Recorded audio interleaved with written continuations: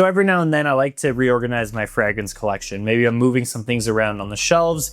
Back here in the cupboards, I got a lot of other fragrances. Maybe I'm rearranging things.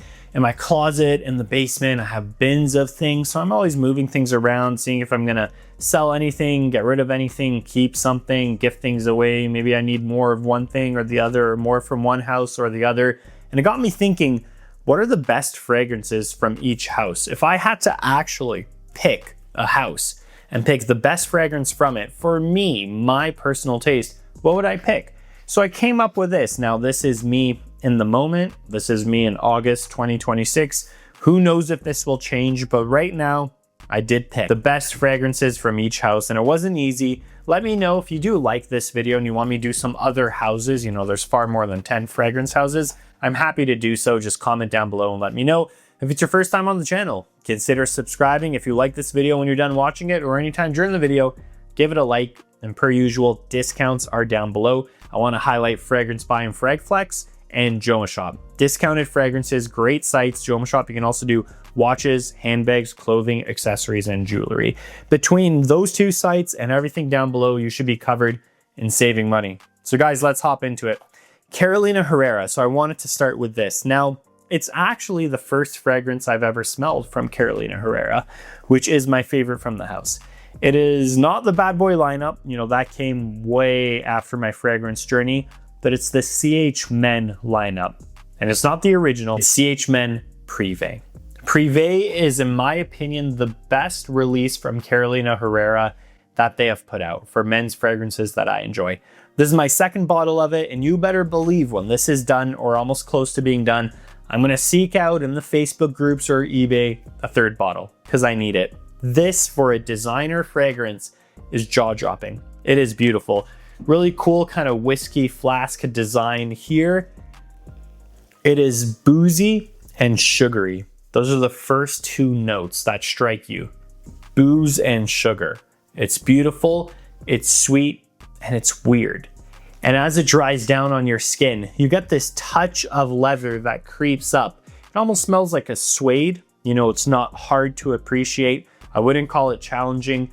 I don't like leather fragrances, but I love this. It's like this rough, manly leather. So you take that, soak it in sugar, soak it in booze. It is wafting from this nozzle right here. Parfums de Marly is up next. This was also very difficult. I've tried a lot of interesting things from the house. Back when they were making fragrances that were not so mass appealing, I find nowadays most of their fragrances are pretty mass appealing. You know, the Altairs of the world are pretty mass appealing. The Delinas of the world are pretty mass appealing. But back when they were releasing fragrances that none of us could pronounce, if you know, you know, if you've been around, those were really interesting, hard fragrances. And in the midst of all that chaos, they actually released a mass appealing fragrance, in my opinion. It's beautiful. It smells like apple juice soaked in cinnamon with a boozy undertone, let's say. It's Carlisle. And this, to me, is my favorite Parfums de Marly fragrance. It is the perfect balance of a spiked apple juice. That apple accord is so realistic. It's so juicy. Yes, there's nutmeg, there's spices, there's cinnamon. And as it dries down, you are going to get this thick, heavy vanilla, this nice, beautiful, boozy accord. Like I said, think about apple juice, but done in a holiday drink type of way, where it's very cinnamon dominant, spicy dominant. You put in some liquor, you stirred it all around, and you smelled it. 10 out of 10. Phenomenal for evenings, for date nights, for the winter, for the fall, and for the holiday season. Next up is Viktor and Rolf, and it's just the OG Spicebomb. This, to me, is their best release. When they released this, I was shocked at what I was smelling. It was such a good designer release. Nothing smelled like this, where it was balancing spices in the air, but also this like fresh grapefruit and pink pepper and citruses.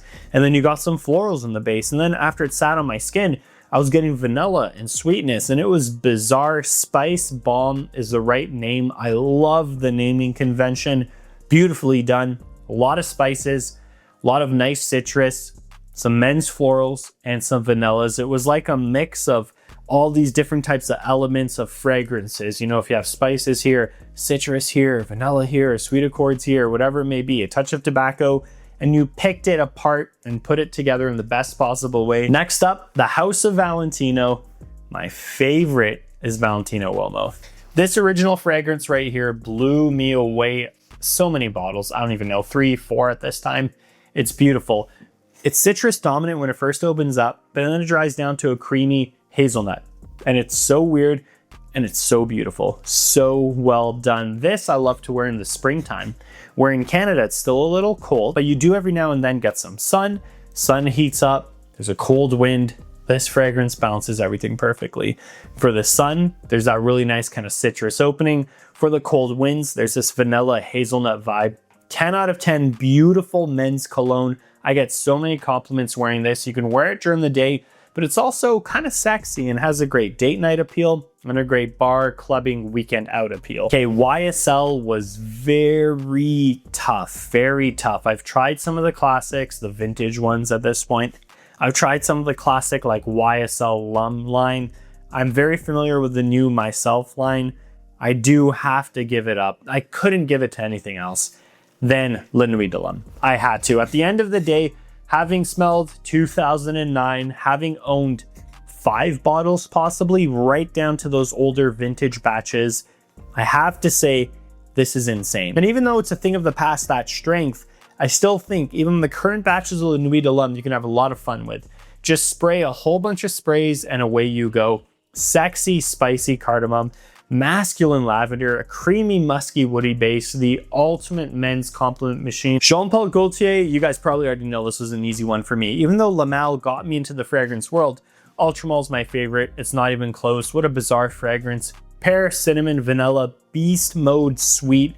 Kind of unisex fragrance, really. I love wearing it as a guy. I think it's their best work. It's so unique, so bizarre, and I don't know why they never revisited this scent profile. I'm kind of hoping there's a flanker on the way. Ultramall Extrait, Elixir, Parfum, whatever it may be, whatever catchy word they want to use, they have me. I will buy it, you know? This is a fragrance that I love. And if there's ever a flanker of it, man, I'll go running. Essential Parfums. Now, they have a lot of good releases, and they've released quite a few things since I remember when they first came out. They first came out, their initial lineup.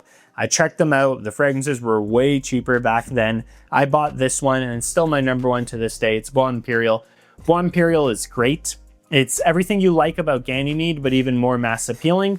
Citrus, a nice kind of grabby, punchy, fruity opening. But then in the base, this becomes that woody, spicy men's fragrance. So that citrus, fun opening doesn't last long. You get that Akagala wood and Ganymede. You get a touch of a mineral accord, just like Ganymede. You get something that almost smells like patchouli, just like Ganymede. It's Ganymede, but a little lighter, less mineral-like, and a touch more citrus just in the opening. I don't think it's a citrus fragrance. It's a spicy men's cologne, but there is some lighthearted nuance to it compared to Ganymede. And I think this is going to get you guys so many compliments. Xerjoff, this was also impossible. Maybe if you ask me next week, I'll say Torino 22. But for now, it is going to be Naxos. I do think this is a beautiful fragrance that takes honey and lavender and citrus and men's florals. Tobacco makes this crazy honey, thick vanilla fragrance into a summer vibe. And it's bizarre. You smell this, you're transported to the coast of Italy. All of a sudden you have 2 yachts. You have 3 supercars, you have a castle on the side of the cliffs. Like, it's just bizarre, old money, rich, luxurious vibes. 10 out of 10 quality. I had to pick Naxos. Rabanne, this was insanely difficult as well. But to cut right to the chase, 1 Million Lucky is the best work to me. It really is. Something here, man, something they did here. This plum, honey, chocolatey vanilla just scratched every fragrance gourmand wish list I could have had. This is beast mode strong. It's oozing, dripping plum, honey, and chocolate and vanilla.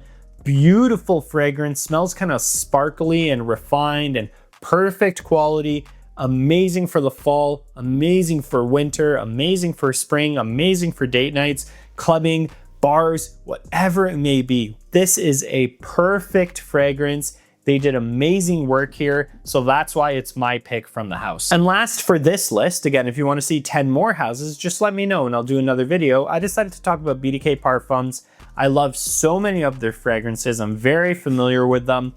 It was a close call, but I have to go with Gris Charnel. I just think this is the best thing that they've put out. Classic French perfumery, utilizes cardamom, utilizes musky accords in the base, utilizes woods, comes across as a classic kind of cardamom-based, spicy, tea-like vibe of a men's cologne that can easily be worn by women. So you're taking tea aspects with spicy cardamom, with some kind of creamy woods at the base, doing it at an amazing quality, smelling so good, so perfect, just clean, perfect French perfumery.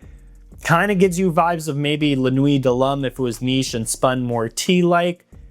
It's beautiful. This is a phenomenal signature scent that smells classy, refined, luxurious, like you're a well put together man or woman, and you know how to dress, you know how to talk, you know how to handle yourself, and your fragrance does the rest. So that's why for BDK Parfums, I chose Gris Charnel. I love the Extrait as well. Honestly, given the day, I may actually pick the Extrait as number one. They're both amazing. So that's gonna do it, guys. We have 10 fragrances, the best from each house as far as my opinion is concerned. Feel free, you could use these same houses, but in the comments below, just say what your favorite is. Let me know if you want me to do any other houses. If you like the video, subscribe, and I'll see you guys in the next one.